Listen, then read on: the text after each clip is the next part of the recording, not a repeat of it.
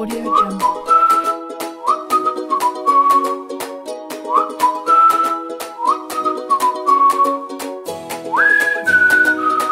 Audio Jungle.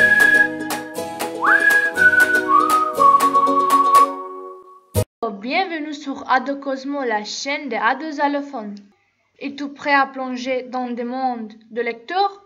Aujourd'hui, l'émission World Lecteur accueille Aboubakar Siriki qui va présenter un nouvel album pour le petit frère et le petit sœur.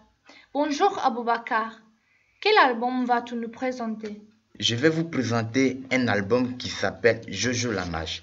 L'auteur s'appelle Olivier Douzou et c'est aussi l'illustrateur. C'est un livre français.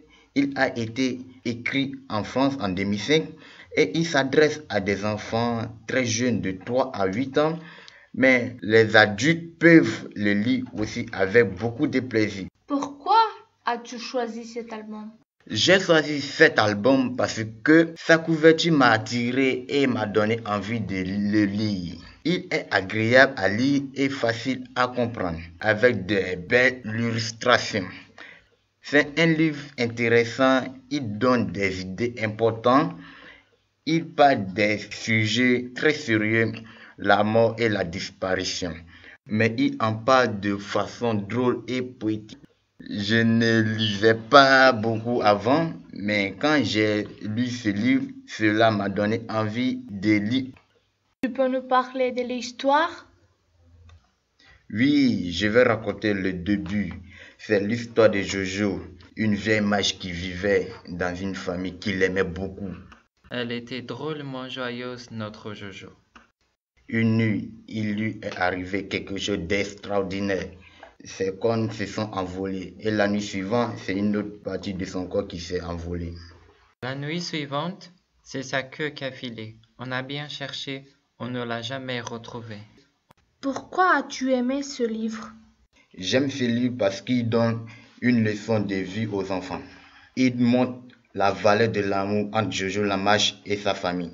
À la fin de l'histoire, Jojo est morte, mais elle est encore présente. L'histoire de Jojo la mage est construite comme un conte randonnée. C'est rimé comme de la musique et facile à suivre pour un petit enfant.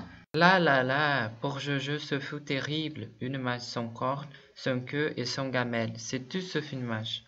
Les illustrations sont simples, jolies et agréables. Elles illustrent bien l'histoire. Il y a des jeux de mots comme par exemple la vache qui s'appelait la mage. En conclusion, ce livre est vraiment un bon cadeau pour un enfant. Merci Aboubakar. Merci à vous tous d'avoir partagé ces moments avec nous. Salut les copains, si vous avez aimé, lisez et likez. Nous attendons vos commentaires. Bonne lecture et à très bientôt.